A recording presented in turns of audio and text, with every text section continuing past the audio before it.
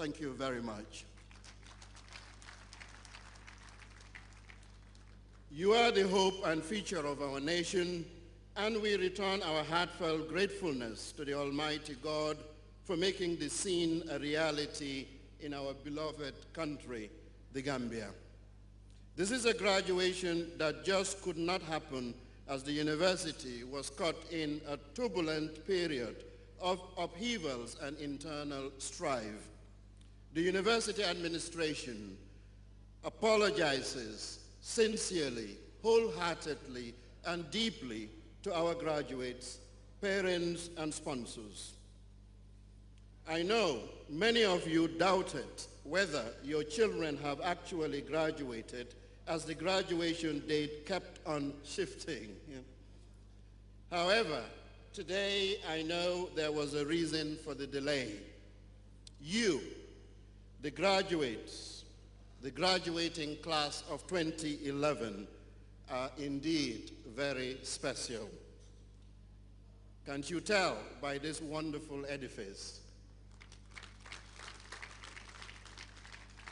You are the first to graduate on this sacred grounds of the permanent campus of a university that will outlive all of us, inshallah. A university where many will come from afar to quench and satisfy the thirst of knowledge. Again, you are the first to graduate on the sacred grounds of the permanent campus of the University of the Gambia at Faraba at grand style. The records of the history of this university will forever embolden this in its annals. Please allow me to present the graduating class of 2011. May you please rise, University of the Gambia, and students and graduates from Gambia College. Graduates, today 453 of you will be graduating with degrees in various disciplines. We have over 1,700 graduating with certificates and diplomas from the Gambia College. Out of the 453 of these graduates from the University of the Gambia, 14 will be receiving master's degrees here in our country. Whoever thought these men and women will ever come to this university, not get a bachelor's degree, but get a master's degree? I can assure you that this is just the beginning. You will, inshallah, get a PhD from our university, and it will be as good as any PhD anywhere in the world, inshallah, with the support of our Chancellor, His Excellency the President. I would say you should clap for yourselves. And you may take your seat, please. Your Excellency, our Chancellor, please allow me to give a brief overview of the last year and a half in the life of a university just 11 years young, yet tasked to play a pivotal role in the socio-economic development of the Gambia and deeply engaged with the modern world. The past academic year and a half has been one of celebrations, a momentous time in the university's history. This year, we were finally able to get the funding for the building of our permanent campus here at Faraba Banta and reached many milestones. You've had the Honorable Minister of Higher Education, and I will echo what I said at the launch of the permanent campus. We want our university at Faraba now.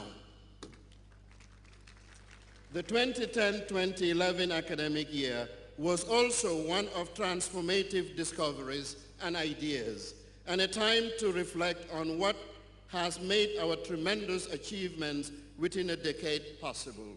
The rich history of the University of the Gambia has evolved from inspiration to impact, and we are putting more emphasis in supporting teaching and research with a view to the long-term future of the University of the Gambia.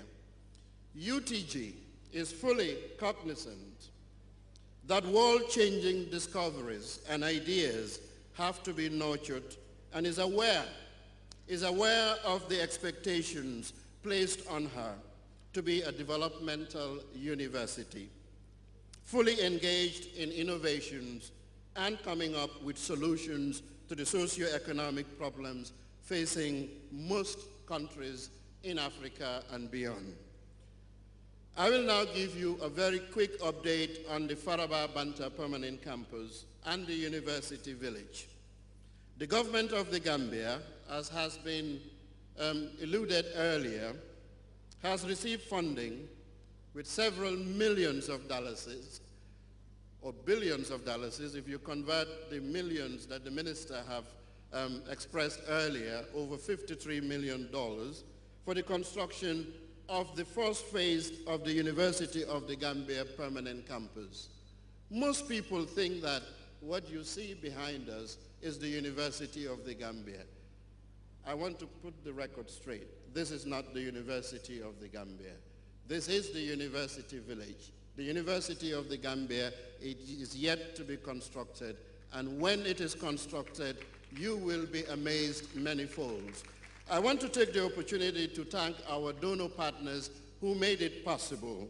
That is the Islamic Development Fund, the Kuwaiti Fund, the Saudi Fund, the OPEC Fund, and through the leadership of the Honorable Minister of Finance and his predecessors. We thank you dearly, and we thank our line ministry, Ministry of Higher Education, for ensuring that all the funds are here in the Gambia, and construction will start in earnest so that you will come back here to get your master's if you're undergraduate, or get your PhD if you're a master's, and if you're a graduate from Gambia College, you will come here to upgrade your certificates and diplomas, and yes, get an undergraduate, and yes, get a master's, and all the way to PhD. The only obstruction is you.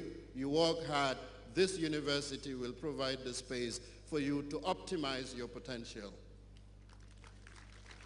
Your Excellencies, we have been tasked by our Chancellor to provide long-term support to the training of new generation of Gambian scientists, engineers, mathematicians, computer scientists, software developers, and IT professionals, and health professionals across the board. Now, at the university here, we've already begun that journey, and some of you have already earned a degree and are on your way to be mathematicians, computer scientists, lawyers, whatever you want to be, you can be here in this country thanks to this university. The key to create an environment to generate new ideas appropriate to the Gambia's situation and challenges, and also to create a stock of skilled labor capable of technological innovations, we must also incorporate in our laws a commitment to uphold intellectual property rights and competitions. These are very essential for technology advancement that can result in economic development, because we are hoping that some of you, if not all of you, will come back in the sets of buildings behind us that will be the hub of innovation to optimize your potential and create new ideas that will result into products and commodities that can yield value to solving local problems and solving the big problems of humanity.